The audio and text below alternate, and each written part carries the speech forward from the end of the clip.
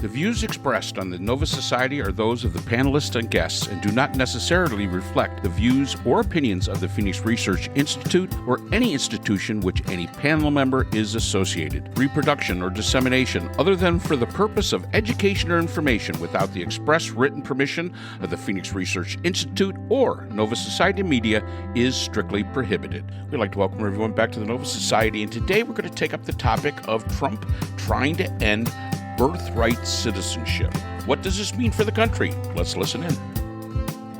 So Trump made an effort, signed an executive order ending birthright citizenship, and it has been blocked by a federal judge as being clearly unconstitutional.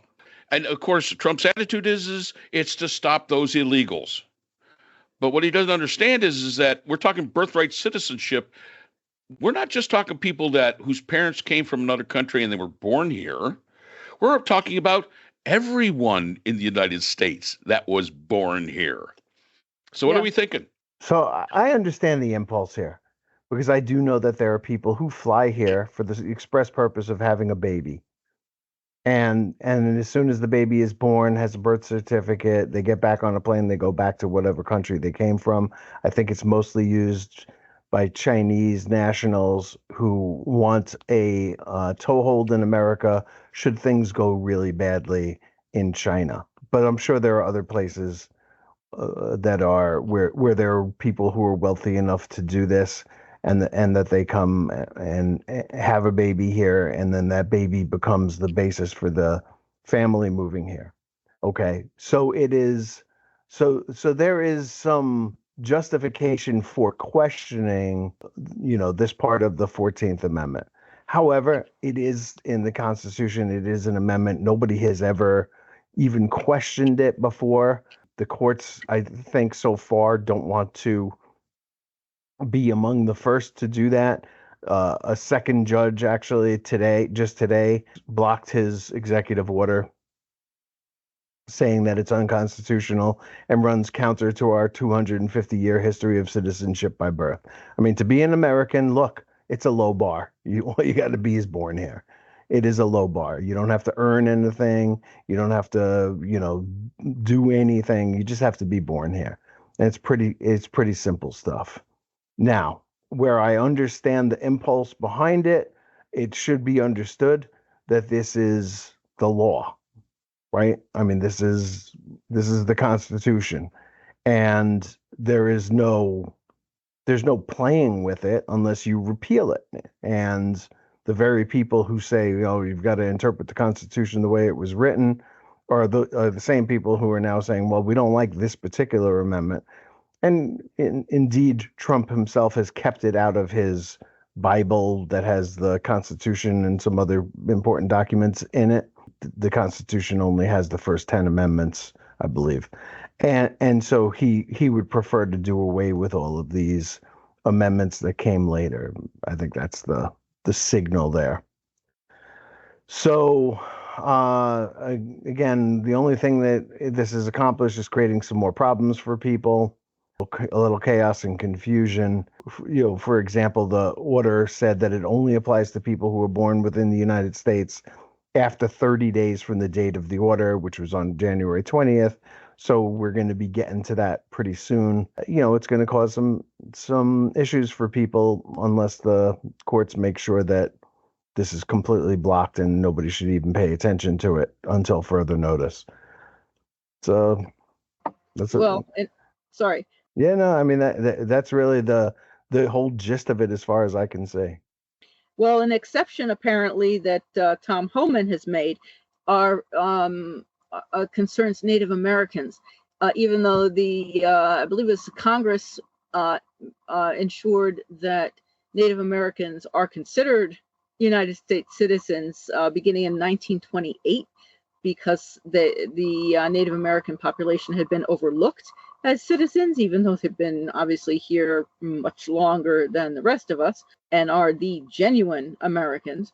Homan went back to the late 1800s, 1868 or whenever it was, and has now declared that Native Americans are not United States citizens. I don't know what he thinks he's going to do as far as if Native Americans are going to be deported to Canada to live with the First Nations. I mean, I don't even know what the purpose of his declaration is beyond terraforming people. Go ahead, Scott. I don't think it had anything to do with Native Americans per se. He brought it up as a signal that we have had questions about people in the past, and the Supreme Court has ruled that, for example, that Native Americans who swear allegiance to their own nations are not American citizens. Again, as you point out, Congress in the early 1920s made a ruling on that, which becomes the law, and it has not been overturned by the Supreme Court. So that is the law. And that means that Tom Homan what he's doing is he's going deliberately back to, in very bad faith, to laws or Supreme Court rulings that were overturned later by law. I mean, he might as well just go back to Dred Scott if he wanted to and said, well, according to Dred Scott, we can pick up black people and send them back down south and they could be slaves. It's outdated stuff. It's a ridiculous bad faith argument, and nobody should have to pay any attention to that nonsense. Right. No, but I think he's also setting a precedent that he can say whatever he wants, and whatever he says will go. Okay, so that is different than Trump and most of the other people in his inner circle. And how exactly? Scott's right. He went back and he cited a decision from the mid 19th century, totally ignoring that in 1924, President Calvin Coolidge signed the Indian Citizenship Act of, hey, guess what, 1924, and that has been the law of the land ever since, basically 100 years. So, it's easy to, and as Scott said, he could go back to Dred Scott. I mean, we can easily go back and say, well, there's a lot of things that they can do. And, to say, well, he's saying things that are untrue and that should surprise us, or he's acting in bad faith and that should surprise us. It doesn't surprise me at all. No. He is truly hoping that nobody will look up the Indian Citizenship Act of 1924. He's hoping Calvin Coolidge was such a laid-back president, nobody really knows a lot about him, that, they're never going to think that Calvin Coolidge actually signed this 100 years ago. And that's what they hope on. They prey on the fact that nobody is going to question them. Nobody is going to look into the stuff that they say. And whenever you talk to the average, person that supports this stuff or says, "Oh yeah, this is the way it is," most of it is like, that's not the facts, and they just take it at face value. They simply take it at face value, and that is probably the biggest threat that this country has. Yeah. We have dumbed down. I mean, we truly have. We critical and analytical thinking has been thrown out the window, and this is what you get. And to people that say, well, the country may be better for it, every single civilization throughout the history of humankind, when this started to take over, great empires fell because of this. Empires that nobody thought could fall. It's apathy. The apathy of the citizen to hold their government and their government officials accountable for the truth. That's when it happened to Rome. It happened to the Greeks. It happened to the Egyptians. If you look at all of them, it happened to the British. It happened to all of them. They all, when the country became apathetic, this is basically what you get, and we're falling into the same trap. So, those who are don't learn from history are bound to repeat it. We're basically doing the same thing right now, which is unfortunate. Unfortunate. Yeah, we are. I thought it was 1928 that the thing was signed, not 1924. But yeah, well, it just I think it's, again, it's dystopian, and to me, it sets a precedent. I mean, they want to repeal the 19th Amendment. They want to do this. They want to do that. And they'll just go ahead and do whatever they want, literally, and ignore the Supreme Court. As you say, they have no divisions. Trump and his buddies there don't have to listen to anything that is said. They just do whatever they want, literally. But, we've also talked before that throughout history of the United States, there's always been power shifts. There's been times when the Congress was the power. Right. There has been times when the president was the power. I don't think there's ever really been a time where the real power sat with the Supreme Court, because it's basically not set up to do that. But the fact is that has shifted over time. It has always shifted. Today, we're at a point where the president holds the power.